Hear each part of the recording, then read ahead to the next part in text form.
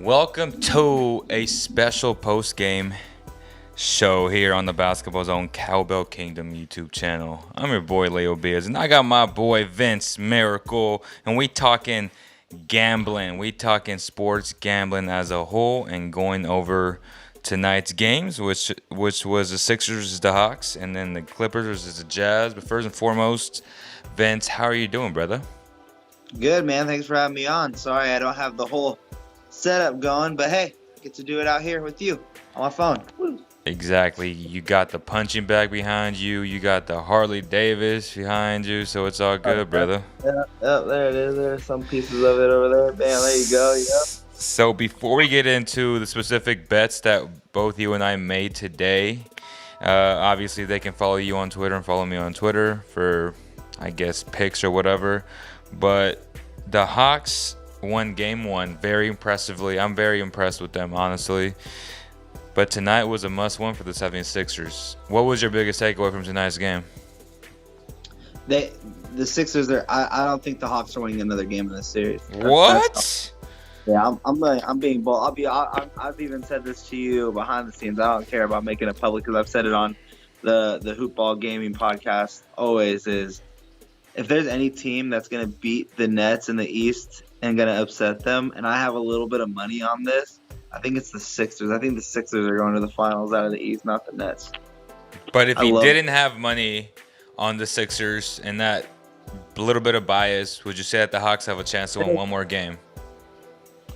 No, I really think that when Ben Simmons is locked in defensively, and there's no one stopping Trae Young. If anyone thinks that Trae Young is being stopped, stop it. He's an elite scorer. Put it on notice now. He's same thing with Luka. No one's stopping Luka. That guy is a walking bucket. These guys are walking buckets.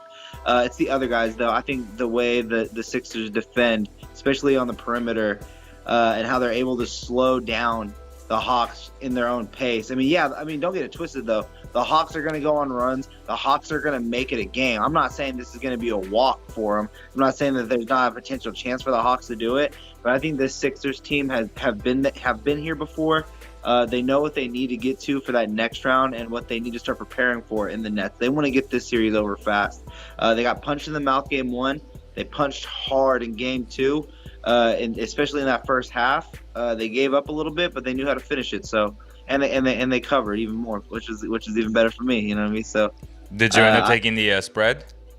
I did. I took it -3.5. I bought points. Points to, but a lot of it was like Ben Simmons getting at least 2 steals, and I was telling you about that. I had that in a parlay with Sixers winning first half. I put a lot down on the Sixers winning first half. That was a big one for me. Money line or spread? No. It was just Sixers winning first, just money line. Perfect. It was like -118. Damn, you got away with it too, bro. Because the Hawks came back roaring. Yeah, no, they did. It was like, I think the final was a 57-55. Yeah. I squeezed, but I bet a lot on that. I knew that the Sixers were gonna punch back hard. I was nervous, but that was one that I was eyeballing like hard today. Was that one? But I still lost it in this thing. We can talk about it in the next game, but I lost it still in this clip. Right. Do you feel like Nate McMillan is, again, I'm going to preface it this way. I think he's a really good coach. But do you think that he waits a little bit too long to put Trae back into the games, especially in the fourth quarter? Where the Sixers went on that run, right? And then they kind of, put it away in a sense. And I feel like the Hawks always are playing from behind, even against that Knicks in that, was it the second game? I think, but he self-corrected that in the following games. But I feel like he should have put him in a little bit earlier, but yet again, he does need his rest at the beginning of the fourth quarter. I don't know if I had any real problems with it. I mean, they still made that comeback. They still made it a game pretty much in the fourth quarter. I mean, yeah, should you want to have been there more? Yeah, obviously, it's a playoff game, but there's another game in 2 days. You know what I mean? If it was game 6, elimination, he's in there earlier. You know what I mean? But you were still in the game.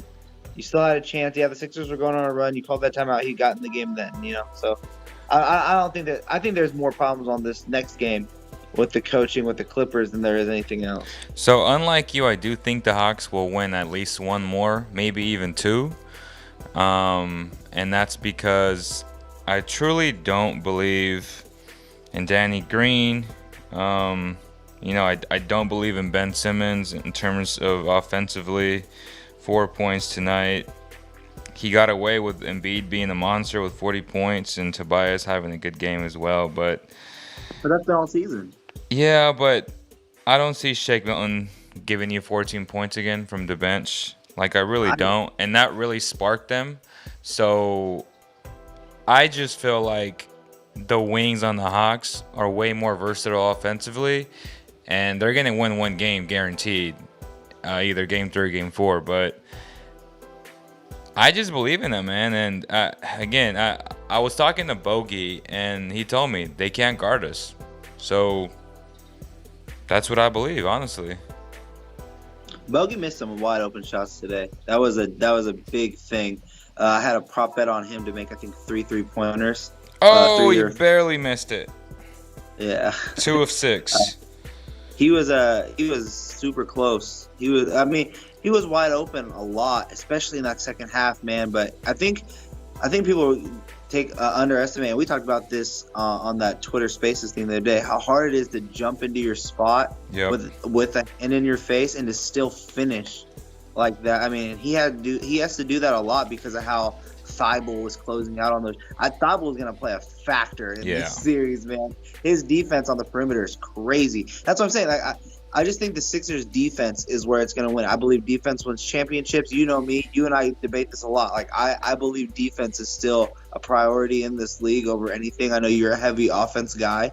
But the Sixers have enough offensive power. I think Milton can score. I think Milton can average 13 points in this series if he can get the minutes. I think he needs more minutes over the rookie. He's a solid player. He can run the pick and roll well, and he's a shooter. That's exactly what they need. And people need to stop thinking Ben Simmons is going to score more than 12 points a game. It's not what his game is. He He's needs the to, though. No, I mean, they have Tobias Harris. They have these other scorers. He needs to do the things that he's doing already right now. Once people start viewing him as a scorer, he's never going to be the next LeBron. He's not going to shoot the ball. He can dominate at times, but it's not going to happen. We're not going to see it with this team. So I think how they're going to run it is they need to move Harris to Ben Simmons is obviously playing power forward point guard, but they need to start running sets where he is the power forward. They have to run sets for him. Well, they have Ben in that dunker spot a lot. You think the Sixers have a good chance against the Nets? Hell no. Yeah. Not if your only scorers are Harris and Joel Embiid, bro. Like, if you only get 12 points from Ben Simmons against the Nets, they're getting routed every single game. I'm sorry. Like, they are. I think Ben Simmons is a scorer in that series, though. Well, exactly. Like, he's going to need to average 112 points against them. No, but look what Giannis is doing. You know what I mean? Like, they're just sagging off of Giannis and waiting for him to time for the charge. They're not going to be able to do that on anybody else but Ben Simmons. And Ben Simmons, you put him at the power forward spot, you're going to put him in an isolation situation. The guy has post moves. He is fast. He has a mean jab step. His spin to the opposite hand and then to finish with the opposite hand is ridiculous. I just think that they're going to run sets for him in the post in that Nets series because everyone else is going to be pulling out. Even Joel Embiid. Joel Embiid is going to be a perimeter player against the Nets. As much as we want to see him with his back against the basket, they're going to wait for that. They're going to gamble with Ben Simmons down there. And Ben Simmons has post work. We've seen it throughout the season when he needed to dominate. So who's going to guard Ben Simmons on the Nets? I think it might be Bruce Brown Jr., and that's barbecue chicken. And then if you throw Blake Griffin on him, I'm going to do exactly what Giannis has been doing to Blake, which is just keep attacking him. You're going to try and time my charge, go for it. Like I'm gonna get past you. That's what's happening with Giannis. And Ben, I don't know, man. I believe in what he's capable of doing when he's on the. He's in way more control than Giannis is. He has a real handle over Giannis, where Giannis only can put his head down. Ben will turn his back to the basket at the free throw line, then spin back with a double crossover, inside out dribble, and finish it. Like I don't know. I think Ben Simmons is more versatile than people think, but he's never going to be your top scorer ever, and people need to remember that and like always acknowledge that. Yeah, but the difference between him and Giannis can actually hit a mid-range shot. He can actually hit a 3-point shot, and he's a willing shooter, unlike Ben, and I think that hurts Ben a lot. Yeah, well, Giannis got beat down for 49, and he had. Yeah, he had a bad game. It's okay to have a bad game once in a while. I do think the Bucks get back into the series. Hopefully, Bud doesn't continue to hold him back. I feel like every single year we're saying this about Bud, probably the best regular season coach ever. But when it comes to the playoffs, the guy just doesn't know how to play a chess match against the opposing coaches. Is And is PJ Tucker done? is what? Is PJ Tucker not the defender he was? Is that like? I mean, I thought he did a good job on KD, but KD just had it going, bro. Like he was sliding his feet fine, but just overall offensively, because I was watching a lot of tape on the Bucks, and they run a very very nice offense. It's really like a 4 out with a guard in the dunker spot, and not having Dante DiVincenzo really hurts them. Honestly, like it's to me it's a big deal, especially defensively, but. The that's way, where it matters most. yeah, like the way they run their offense has been non-existent. Like everything they do well, they haven't done, and they forced a lot of shots. They haven't swung the ball enough. They haven't gotten the mismatches that they typically get when they run their offense properly. So these are the little adjustments that the Bucks will need to make, and it'll be interesting to see how the Nets counter that on the road. It's gonna be a frenzy crowd. We know people are gonna, show up to that. It's beer capital, so fans will be rowdy. I think the Bucks get one game at least, and if they get two, it's a series again, bro. Like I truly believe in the Bucks. I've just been so disappointed again with just their X's and O's, man. Like they're just forcing their way and just shooting all these threes, but they're not rhythm jumpers. Like they're not within the flow of their offense like they usually are. You know what I'm saying? Yeah, no, for sure. They're just tight. They seem very tight. They seem pressured by this moment, and I Yep. think they felt it in game one. They Yep. knew that. I think they knew that everyone expected a lot from them in game two. They felt the pressure of needing to show up here and trying to steal a game. Now, like I mean, if that was pressure, then I'm very eager and a little nervous for the Bucks to see how they're going to perform here in game three because I really don't know what to expect. I don't even know what the line is going to set for that. What is it going to be -6, -7.5? I mean, but at the same time, they're in Milwaukee, so you're going to give 3 points back. The line, if it's sitting at -4.5, -5 to the Nets, I think you got to take it and see if they just stay hot because everyone's hitting right now. That's another thing too, though. In game two, everyone was hot. Shamit was hot. Fuck Brown, everybody. everyone was. They didn't even need to be. Oh, they didn't even need to be open, man. Like they had a hand in their face and they were wet balls. Like it was. I mean, it was the Nets doing exactly what everyone thought the Nets could do, and they're doing it without James Harden. They're scary. Do we even know a status update on Harden yet? I don't think we have one yet, but do you think that kind of messed up the way the Bucks approached that first game? Oh, not really, because I mean he pretty much got hurt like right away. Like they're, To see him.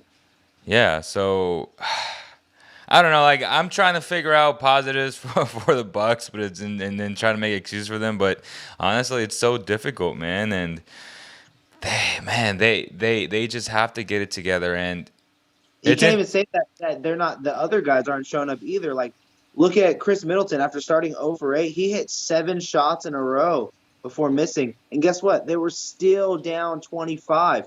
Drew Holiday was doing moves, getting and ones. They brought it I think the closest they brought it back to was what, 16? And then it went right back up to 28. They ended the third quarter down 30. That's That's gross. That's crazy, man. Like, and it's not like they weren't getting buckets. Giannis would get into the line. He needs to make his free throws. I mean, that's Facts. Oh my God. obvious, right? I mean, and he was getting in his own head.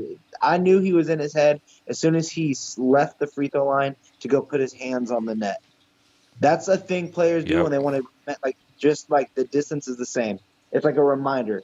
3 steps to the basket. It's the same shot every time. But that hoop, when you're missing, it gets Facts. smaller and smaller One when thing, you're missing like right? that. One thing that I suggest for a guy who struggles like Giannis from the free throw line, and both of you and I know this, taking your time and thinking and thinking and thinking at the free throw line, that doesn't help anybody. Nah, Like bro. just Yeah, just agreed. shoot the damn ball. Because the more you think about it, the more you doubt yourself, and then everything goes wrong, right? Reggie Miller, I think, was the one, and I don't agree with Reggie Miller often, but he's a shooter, and he said it best. He said, "I think he got that 10-second call in Miami on the free throw, and then his free throws actually started going in. He's like, I think that it actually helped him because now he doesn't have to just sit there with it. I mean, you don't sit with the ball when you're shooting a 3-pointer, and you don't do it when you don't do it off the dribble. It's literally, I mean, in my head, it's the same rhythm. 1, 2, 3, squat, eyes, flick of the wrist, follow through. You know what I mean? Like that's Right. always my rhythm for me. And some people obviously they do their own little timings, but it's a rhythm. It's not a hold, pause, take a picture, and then go. You know what I mean? Like it almost makes it feel like the TV is freezing. It doesn't look natural, and it should be a natural motion for him. Another thing too, though, is Giannis needs to stop taking those 4-second 3-pointers. Though that I tweeted about it, and I was Right. like, man, he gave up on his team right there. You guys brought it to within 22, and then you missed those 4 free throws, and so you decided it was time to charge down the court with 20 seconds left to shoot a 3-pointer on back-to-back possessions. That wasn't the right idea. I mean, that was very Your questionable. audio is it's kind of weird. Okay, well, you start talking. I'm gonna get Okay. my. Perfect. Perfect. So yeah, I agree with you 100% that Giannis should not be taking these quick little threes. I just think Middleton and Giannis and just the entire team, right? Drew Holiday, they're not really, again, running their offense properly, and it just bugs me because it's happened so often, especially ever since Budenholzer took over the team, and this is a reoccurring issue. I just feel like if they don't get it together, they're gonna can Bud. I guarantee it. Like if they get embarrassed again and say they lose 4-1, they're gonna can Bud, bro. So it is what it is.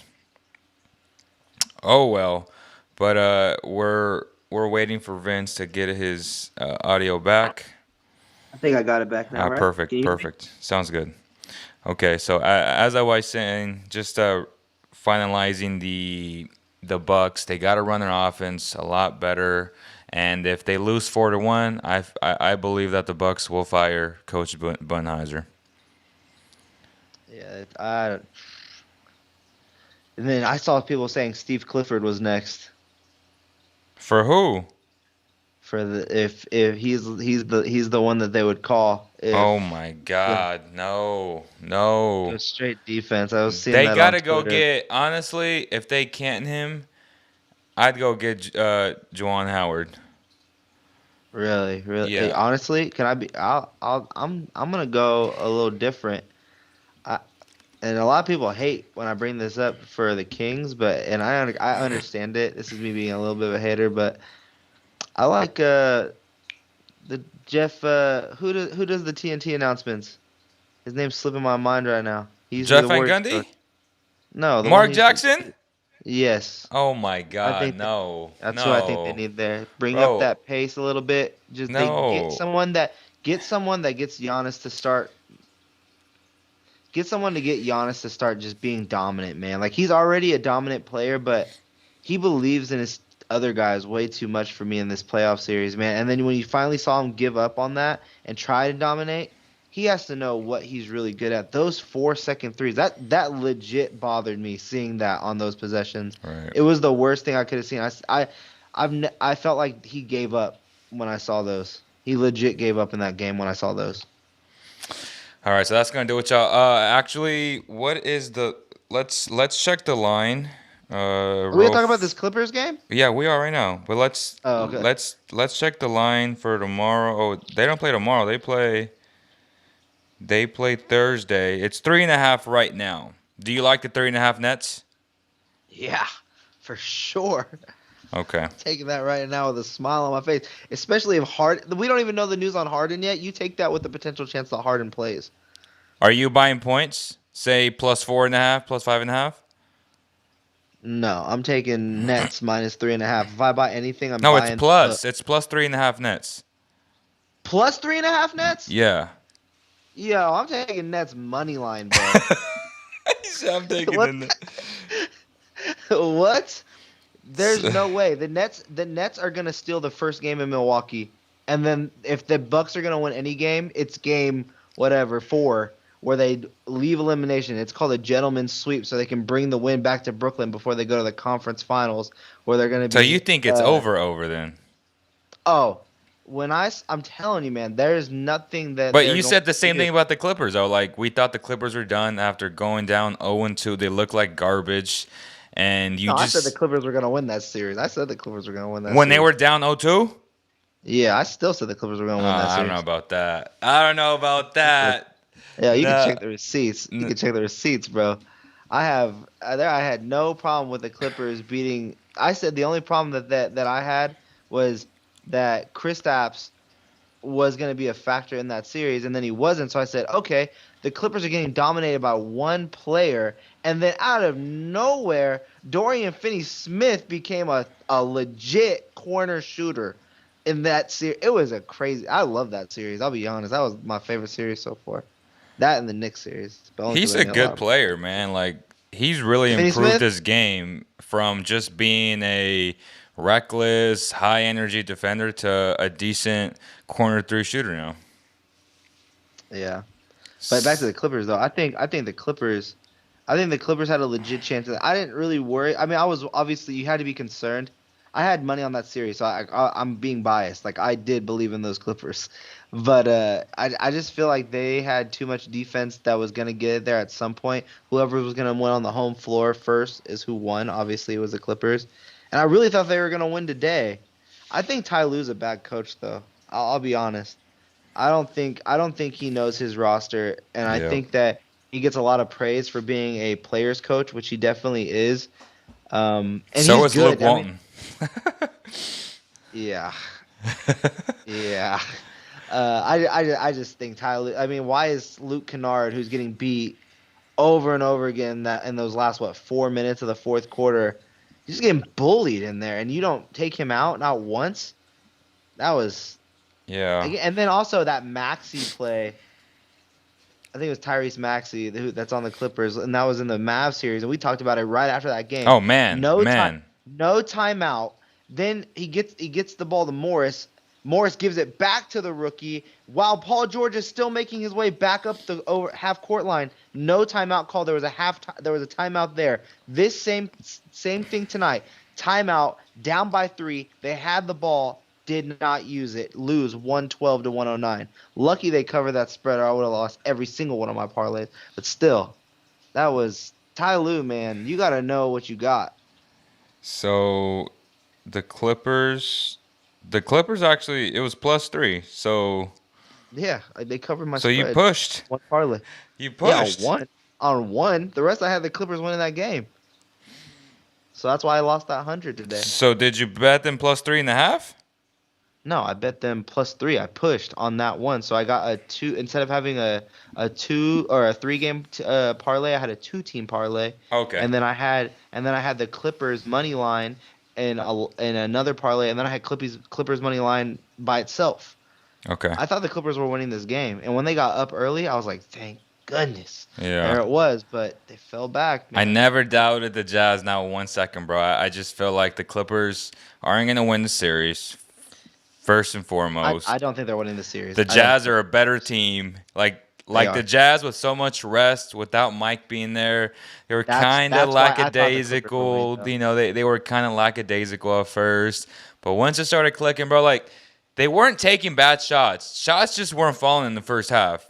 Yes, they were down 13, but real quick, is Dave Yeager gonna replace Bud if he gets fired?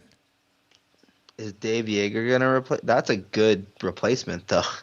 I think Dave Yeager is a good replacement. The problem with Dave Yeager, though, is I don't know what his offensive sets would be for A that lot type of of team. horns with a A lot of horns, lot of a lot of horns. horns with You're gonna Brooke Lopez see a and. lot of front action right there at that free throw line, Oh baby. shit! See a lot Okay. of little screens. Okay, so the Jazz were -3 for the game, and they were down by 13 at the half. I felt like Donovan Mitchell with 33 seconds, 32 seconds had a chance to go for a 2-for-1. When they were down by 10, he decides to play it out, and he takes a really contested jump shot over Nicholas Batum, which then the Clippers go back and they hit a three-pointer. Nicholas Batum hits it. They're up by 13. I thought it was an awful execution. Very disappointed in a Kirk team. But they came out in that third quarter, bro, and D. Mitchell was Spider Mitchell. He was Spider-Man out there just doing his thing as usual. And I think they put the mic on him, and he was like, dude, these guys just played game 7. Like, if we hit them in the mouth, they will quit. And that just shows a reputation that the Clippers essentially already have, that they're soft as hell. They're soft. And that they quit. Like, that shows you right there. And even Greg Anthony was like, damn, like, shots taken. I'm like, yeah, that's what you should be saying. That's exactly what you should be saying. These guys are soft. Their third best player is a Morris twin. That's embarrassing. Yeah, that's. I mean, they better see that tape and realize that it was a legit, like, jab at your history. They're like, they don't like being punched. They don't like being hit.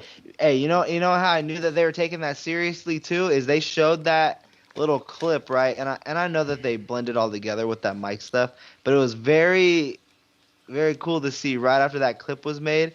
Paul George had Royce O'Neal in a one-on-one set, did that little cross move that he does and bumped into him and got the Royce O'Neal foul, and then Royce like swung him from his arms. He did. He did.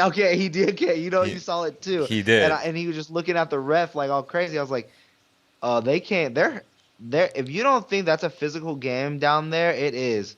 Oh yeah. It was cool seeing Boogie too. It was. It was real nice to see him out there again. Getting some minutes, getting some run. Guy has been just non-existent for the past, I don't know how many years. So it's always good to see Boogie out there. Super talented, but unfortunately he's just not the same player defensively.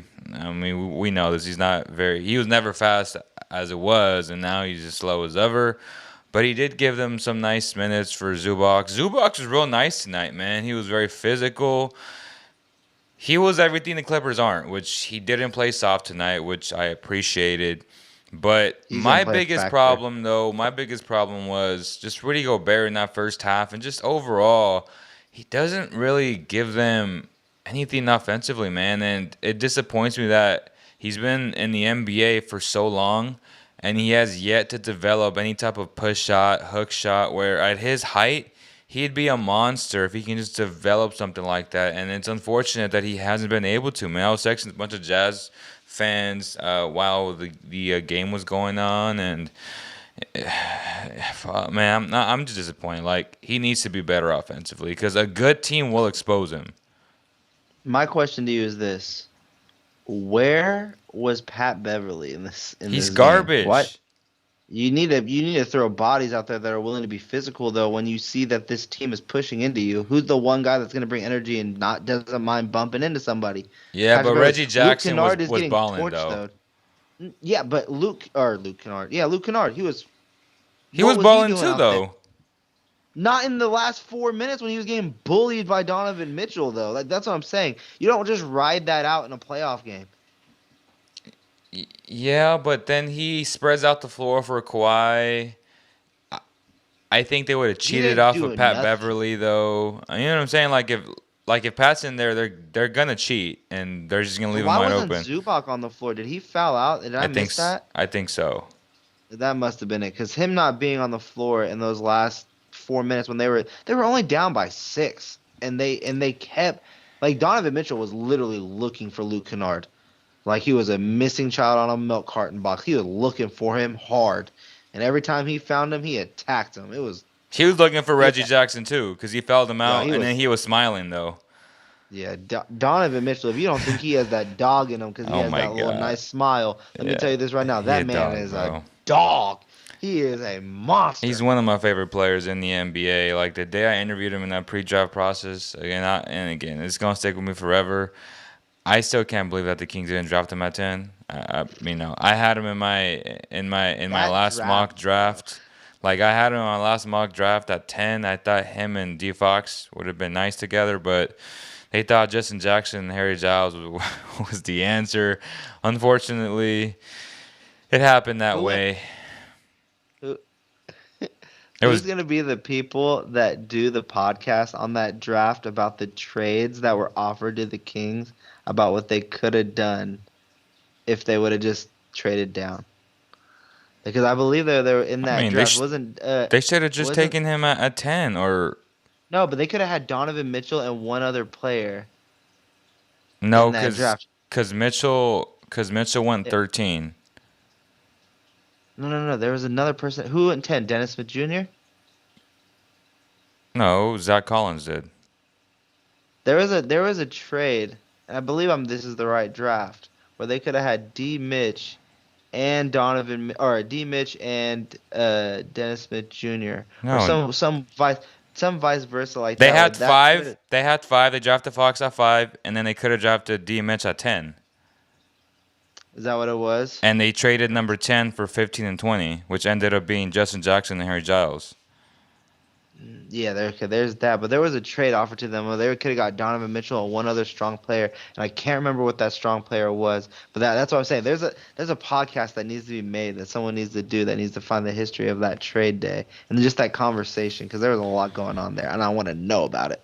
Yeah, it's just unfortunate because the MO on him, from all the intel that I gathered, and that was really the first year where I was really covering the draft, and a lot of people were like, "Well, he's 6'1", 6'2", and we don't know what he is." And my thing was like, well, if you look at synergy, he's actually been really proficient in the pick and roll on low volume, albeit, not many reps there, but he did show signs of being, and right now, and that's his most underrated skill to me. Like, he's a freaking great passer, and people want to sleep on that, but I didn't. His handles, Oh my I think his God, you're handle is right. nasty. But His handle is underrated. He has that.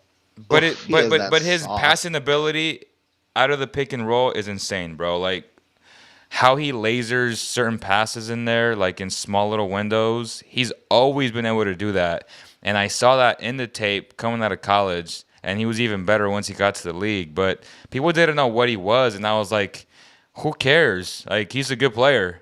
There And was that's conditioning issues too. There was conditioning issues, and then he wasn't playing. He had just started playing basketball, not very much prior to going to college and playing there. So there was question marks on that's commitment to the fine. game, conditioning. Like that's what obviously deducted his value as well. You know what I mean? And then to But not know he what he killed his was workout though, also. bro. Like, he killed his Yeah, workout with the Kings. That's what I was all the teams told. he killed it. And I was like, then what's again, at that time, Vladi was drafting for what? High character. He exemplifies high character. Like, when we spoke to him, I was like, at worst, he's going to be a high-end defender that gives you secondary playmaking. At worst.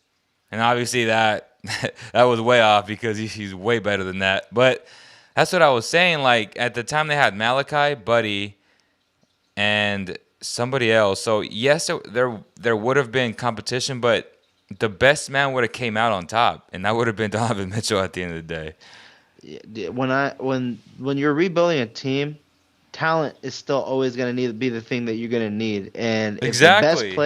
if the best player is the same position, guess what? Take He's him. still the best player. You still take that. You Take see him. what he is, because what if he's better than the guy you got, and the guy you got now Then you has just trade the other value? guy, right?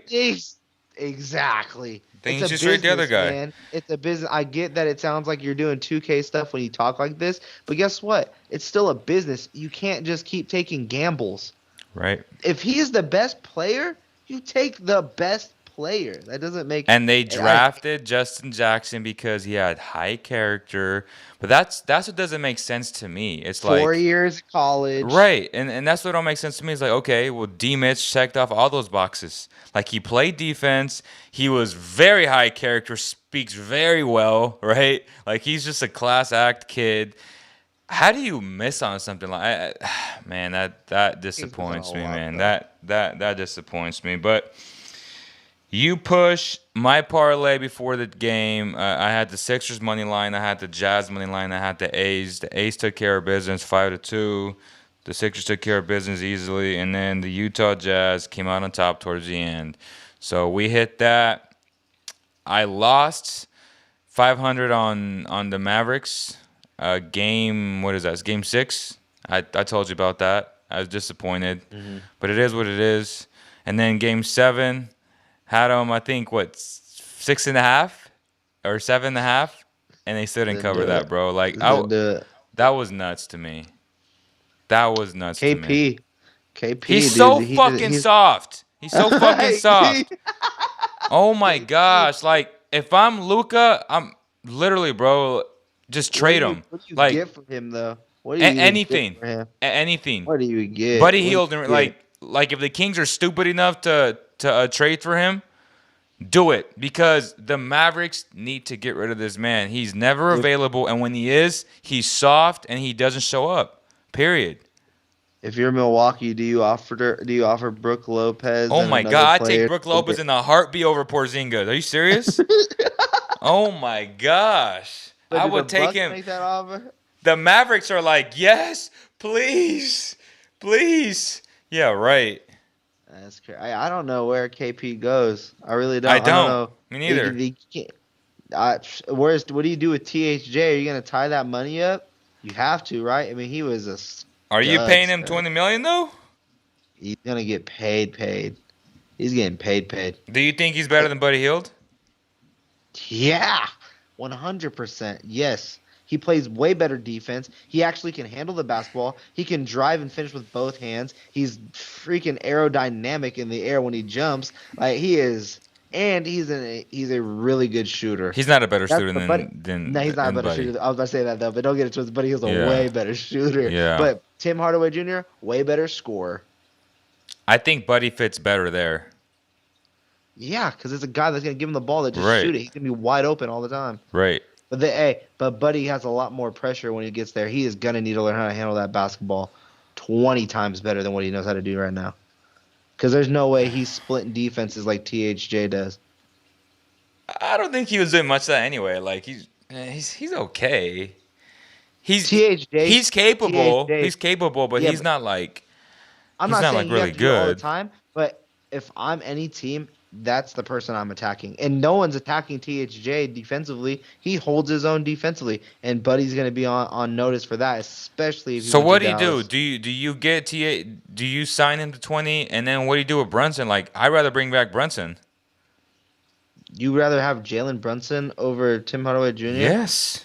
You're not going to need that point guard though. I mean, I think Jalen Brunson. What do you do when Luka takes a break? I mean, that's an overpaid backup then, though. He's I really would rather good though. I agree, but I would rather have a veteran that's like honestly, like, dude, I'd rather have like a Campazzo back there that's a little cheaper. If Campazzo is nasty, can we be honest real quick? He ain't leaving the Nuggets though. No, but I'm just saying. Yes, someone like Campazzo. Yes, I love. You ain't got to convince me. Campazzo's an animal. Shout out to Argentina though, baby. No, I just think that I don't spend that money on a backup. I find ways to get more guys that can. Yeah, help me. but he's borderline starter I'd rather though. just have He's a passer borderline shooter. starter in the NBA. Like Brunson is that good to me. How much is Devon? Yeah, I agree. I think he is, but I don't think you overpay for that. I would. So you rather overpay for TA? What? Would you put Brunson in the same level as Spencer Dinwiddie, who's only getting paid, I think, only a little bit more than him, though, right?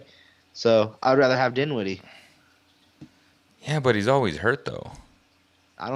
Dinwiddie is gross, bro. If you don't think Dinwiddie's better than Brunson, oh yeah, he's a better player, but availability is the best ability. I can't invest X amount of money on a guy that never plays. Same thing with I'm very consistent with that. I don't know about you. You may like talent more, but I like guys that play.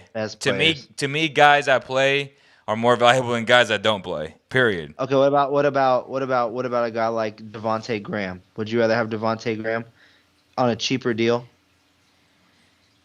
How much cheaper? How much cheaper? It's significantly cheaper. What's Brunson going to get? What's Brunson going to get? 12? Brunson's getting double digits, where Devontae Graham is going to get 8 to 7. Okay, so say say Graham gets 8, Brunson gets 12, 13. What do you take? I'm taking Devontae Graham because he is a good scorer. He's your backup anyways. He can shoot the three, and he can be Mm. your passing point guard if needed. If Luka ever needs to miss time, like he's a serviceable backup. Exactly what he does right now for Charlotte. I think he would be a better option, cheaper option. Jalen Brunson's too good to be on that team. Let's just say what it is. So He's where too does good to be Brunson there. go? I mean, New York. I mean, I know that Derrick Rose is there, but I mean, I wouldn't mind him there over Elfrid Payton. Oh my I like God, I like yes. Oh my gosh, yes. Payton is uh, garbage. yeah, I would do something like that. I would even say take a look at Orlando because Fultz is going to need time to get back. I know they got Cole Anthony, but I think Cole Anthony is just a baby version of what Jalen Brunson already is.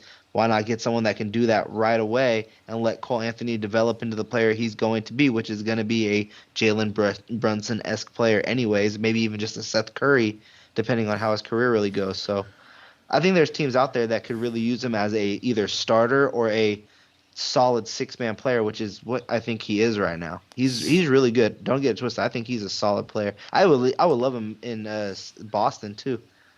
That's a good fit. That's a really good fit, actually. I think he'd be a better fit than what's his name that just got Kemba. there. No, in the Oh, in the trade from the Magic. What's his name? I'm slipping on his name. I don't know. Evan Fournier. Evan. Yeah, I think. Yeah, but Evan Fournier, I feel bad for Evan Fournier, man, because a lot of people are hating on him during his stint there in Boston right now. But you gotta think he got shifted midway through the season. He went from being on a crummy team to now having to elevate his game and getting back into shape for the playoffs. Like, yeah, I mean, I'm I not doing a mean, pity party for him. I I'm just mean, saying, I'm not doing a pity party for him, but like, it's a whole new system you're learning while also still trying to contend, and they need you to figure it out ASAP. Like it's a lot harder than people think because I think Brad Stevens' offense and just whole play style and minutes rotation is a lot more complicated when you're looking at it, even though it seems so basic on paper. do you think they hire Mike D'Antoni? No, I think he's top three candidate for them, and D'Antoni in that they're offense, actually gonna interview him soon. I would be. Can I be? I think Kenny Atkinson would be a good coach there. I didn't even know Kenny was on the Clippers. Yeah, I think Kenny Atkinson. He signed like what a week after he got fired from the Nets job. I think he would. I think he would be solid there as their coach. I think the Kings need to hire Mike D'Antoni, but that's just me. Dude, Mike D'Antoni would elevate De'Aaron Fox to an MVP, bro. That's what he does. That's what he Well, does. So, last one, I can't even talk Nuggets. about Mike D'Antoni right now. Nuggets. Hey, I'm a huge Mike D'Antoni. People disrespect him, but like, what do you do against Nah, that? What do you do against the best team ever assembled in the last 20 years with that Warrior team? Like he's the closest guy to ever beat that team. So put some respect on his name. He should have a I'm championship by now. I'm not disrespecting him, but on that team, he had a guy in James Harden. Do not put De'Aaron Fox in the same realm as James Harden right now. That James Harden in Houston that was attacking that Warriors team was superior, far Oh, for superior to sure. what the But he's massive. also a lot old. He was like 4 years older too. Okay, well, De'Aaron Fox needs to grow size. His jumper needs to become disgusting for that to be a thing. Which I think he can get to that point. Not right now. Obviously, again, 4 years older. You got to get a little bit stronger. It's just, I mean, I don't think he'll ever be as strong as James, but he has something that James doesn't, which is speed, and speed kills. So, I've told you this. I think De'Aaron Fox is a 1B guy. I think he is a better version of what Middleton could ever be as a number two because I think he could take over a game. I think he could be a 1A type of player, but he needs the right type of pieces around him. he needs the And I right just feel like, coach. yeah, I mean, I don't know. I thought we've had so many good coaches that we've just let go by because of bad seasons, and now we decide this guy really isn't working. But you know what? We like him. We're just Yeah. gonna hold on this time. So, Nuggets Suns tomorrow. +6 Nuggets, -6 Suns. Quick predictions. What do you like? I am gonna go Suns -6. You think they I blow them think out that, again? no. I don't think it's a blow. I just think they win by like 8 to 10 points. I that's not really necessarily a blowout because I feel like in the NBA a blowout is 20 or more now. People come back from 20 like it's a blink. Like Yeah. it's crazy how much the NBA changed. When I was a kid watching the NBA, a 10-point lead seemed like it was hard to come back from. A 20-point lead in the first half was like, man, this game is over. And now it's like, oh, they just need stops. They just need stops. They'll be back in it. You're like, what the heck is this NBA? But no, I think -6 is fine for the Suns.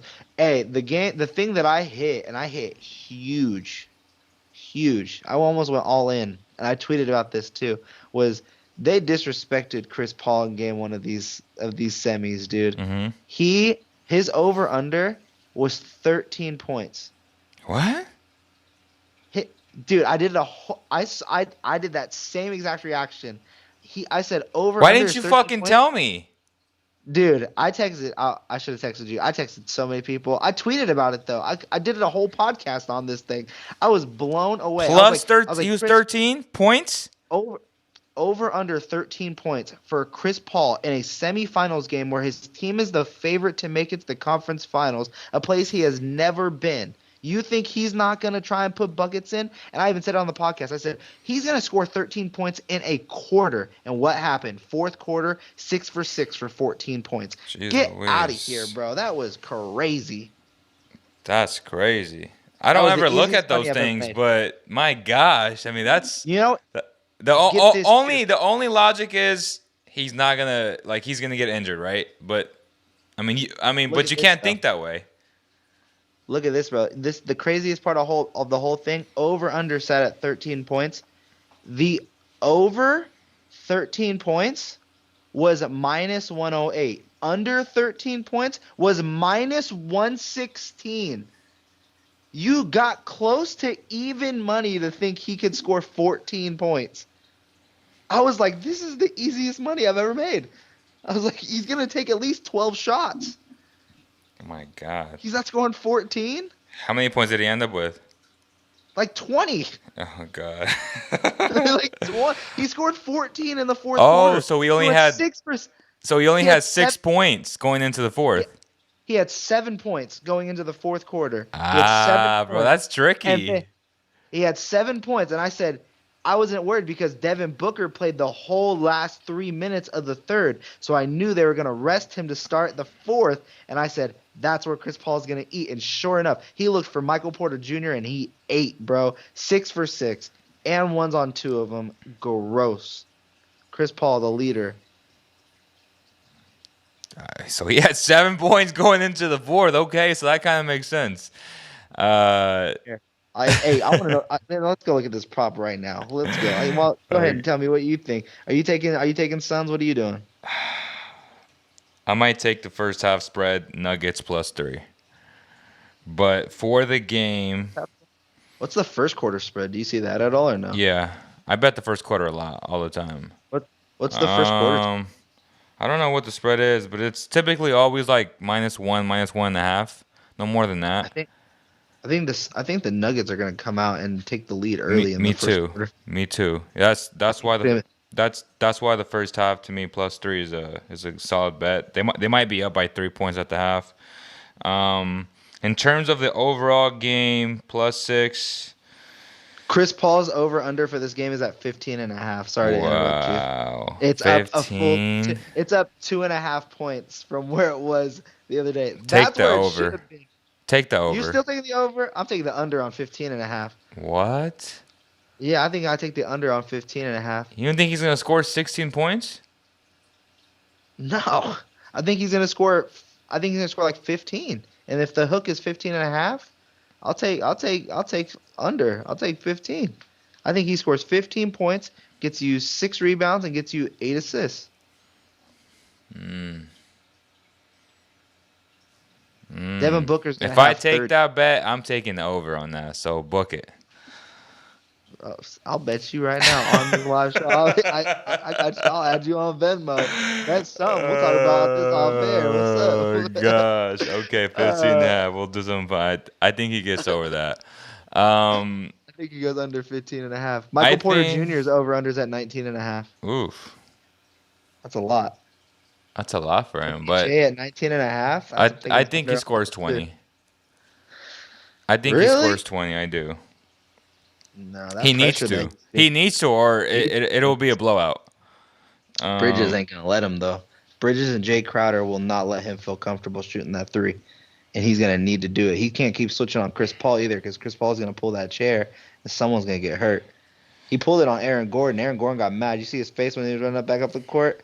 He was mad at him. No one likes when that chair gets pulled. That could injure somebody. It's a good veteran move though. I watched the highlights. I literally fell asleep for the whole game. I went biking on Monday to Auburn, and I got my ass beat, man. That shit was rough, bro. That. I know. I saw that. My God, we got lost and shit, man. That was wild, man. So if you want to go biking, bro, and test your will, that shit'll do it. I only have a race bike. I need to get a mountain bike. My wife has a mountain bike. I need to get a mountain bike. But it looks cool. I would jump. I want to find the ones. I've seen the trails online. I want to hit the ones that have like the gap jumps, bro. I'm crazy with it. Those are crazy. You're like my brother. I'm not a daredevil like that, but there was some crazy shit. I used to race BMX from when I was a kid. I raced BMX from when I was 5 years old all the way till I was 16. I was 19 in the world. I love my life. I can't risk it like that. Yeah, dude. I love riding anything on two wheels. That's my life. That's my passion. Is two wheels. So I think I'm gonna take the Suns as well. I don't know, man. I'm gonna end play that honestly. Like if I get the Suns like -3.5. And the Nuggets take an early lead. I think Joker comes out just because he just got named MVP. He puts out on a low show. Then we have the Suns like at -2.5, -3.5 second half. Then you start looking at that. How about this? Let me ask you this. This is, I think, going to play a huge factor in this next game. Is Jokic going to get so aggressive that he tries his hardest to get Ayton into foul trouble early, and then he eats against Frank Kaminsky? Because that play, everyone kept talking about it in game one.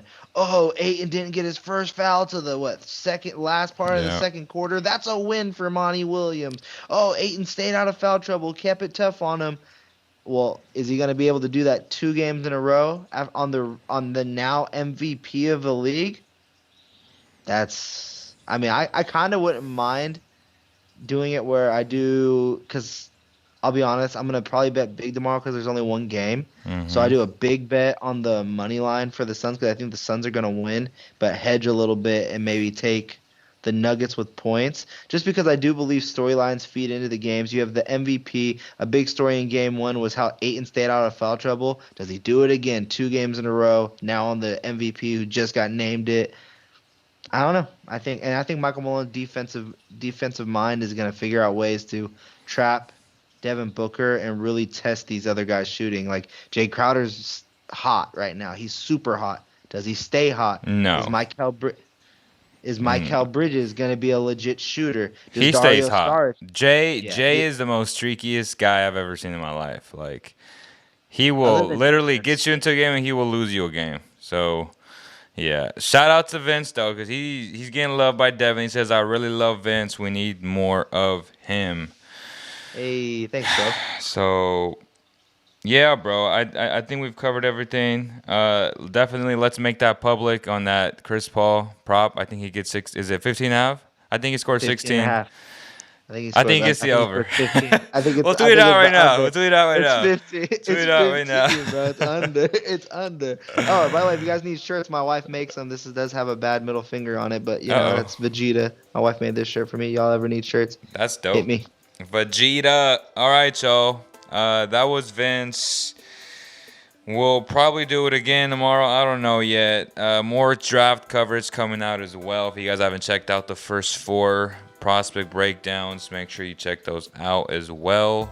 I'm excited for this draft. I'm excited for the draft, bro. So they take a lot of work. Good work on those. Appreciate that. They take a lot of work. That's why they're taking a little bit longer to come out with. But it is what it is. Thank you guys so much. I hope you guys made some money today because Vince and I did. Well, Vince kind of did. You can't win every day. You can't win every day. It was like I won in the stock market today, though. Oh, me too. Me too. Oh, man. My portfolio right now, oh, my God. I've taken out all of my initial money, finally. It took me a full 2 years now to build my Nice. whole portfolio base. I was so pumped. I had to tweet about it, bro. And I don't tweet about my stocks ever. I tweeted about that. I have my stock portfolio now. Good for you. Positioned for the next 5 years. I'm excited for the stock market. Beautiful. Beautiful. That's right. And if y'all missed my stock podcast, I'll probably end up doing one with Vince as well very, very soon. But Yeah. TRCH will be META. They are hot because Bill Gates believes in us. Bill Gates is investing in us. That's why the stock went from 237 to like Uh-oh. 320. So Are we giving out tickers? Are we giving oh, out tickers? Can I facts, throw out a bro. ticker? I literally just did a show on this, but we're gonna have Can I one give with out a Vince ticker? exclusively for you, bro. I'm down. Can I give out a ticker real Go quick? ahead, go ahead. You know what I mean? Go ahead. And by the way, I'm not a financial advisor, so anything that does happen, you know, Exactly. you're at Always your do own risk. DD. Yeah, always do your own due diligence. You know what I mean? And I am going to school for this. I'm going to put that down with a little. bit of asterisk. I'm not going to school, but I do a lot of research. Okay, and we talk. We good. But it's a SPAC, and I know a lot of people on the internet love SPACs right now. So Yep, I'm gonna give facts. you one that no one's really talking about yet, but I know for a fact you guys should be excited about it. And the ticker symbol is AUS. It's going down by Bill Foley, and it is going to turn into Wynn Resorts. And if you guys don't know what Wynn Resorts is, it's one of the biggest casinos on the stock market right now. I believe it sits at $128 plus per share. They're taking their online casino public. What's it called? Through this AUS, that's the ticker, and it's going to be called Wynn Interactive. AUS. WYNN Interactive. Once the merger does pass, they already announced it. Wynn Interactive's Twitter already. It's at announced it publicly $9.95? that yes, sir. It's called Your boy has Wynn Interactive. It's No, AUS. That's the name of it's the called ticker. Ashworth Acquisition Corporation. Yeah, yes. It's ran by Bill Foley, William Foley on there. Okay. He also runs PaySafe. For those who are in the SPAC world, that people love PaySafe. They think it's going to be huge later on down the road. I see something circling around that. I'll give it to you during the stock podcast if we ever do one. But AUS, man. Again, I'm not a financial advisor. I could completely be wrong. Do your own due diligence. For sure. But that will become and change into Wynn Interactive. Yeah, I mean, like, we're not financial advisors, but if I got money, like thousands of dollars on something, it's not like I'm just saying, oh yeah, you know, put money into this stock. You know what I'm saying? Like, no, like we obviously have interest in it because we're invested in them and we've done our own due diligence. But yes, always do your own due diligence. It's at $9.95. Yeah. Okay. Yeah, I don't want people thinking like, you know, go do it because I'm saying it. Like I just want people to know like this is something that I'm in. This is why I like it. I'm just bringing the information to you of exactly what it's going to turn into. And again, I could be reading this wrong, but I just found this out yesterday, and I'm going to do more research myself. But there's a thing, like a clause in this SPAC merger that if people are investing now at this $10 mark before it becomes public, they will give you a time that no matter what, at some point of the sale, whether it goes up or down, you can sell it for at least $10 a share. Nice. And right now it's sitting at $9.95, so you can be making at least a 5-cent profit of wherever you're at, depending on how many shares you want to buy. And start small, guys. You know what I mean? Not everyone's bankroll is different. Yep. Owning, you can get fraction shares. Money's money, and it all goes up the same exact way. You know, so yeah, and right now it has a market cap of $980 million. So that's not too bad. I mean, it's not too bad. It's kind of high, but it's not. It's like AUS. It's turning into Wynn Interactive. It's going to be the online casino for Wynn Resorts, which is WYNN. The only other thing I can give on it to you that I have placed in the same realm of it is Madison Square Garden released, and they IPO'd this. They didn't do a merger with it, but they IPO'd this. They have Madison Square Garden as a stock, and then they also now made Madison Square Garden Entertainment, which is only about like concerts and things like that. Beautiful. And Madison Square Garden's 200 and entertainment is at 90. So I'm just saying, Wynn Resorts is at 128. Why can't this one be $15 or $30, $18? Look what Golden Nugget did. During its time. That's crazy. Wynn Interactive has ties to China, has ties globally. That's big. That's right. And if y'all still want to get on NEO, which is ticker symbol NIO, they hot. They're back in the $40 range, man. They back in the 40. And talking about Chinese, Now they got the Chinese government behind them, like legitimately. They said, you know what? I don't care about Tesla. This is a Chinese Tesla. But that's going to do it, y'all. Thank you guys so much on behalf of the entire CK family, Basketball Zone family. We thank you guys so much, and we'll see you guys on the next one. Peace.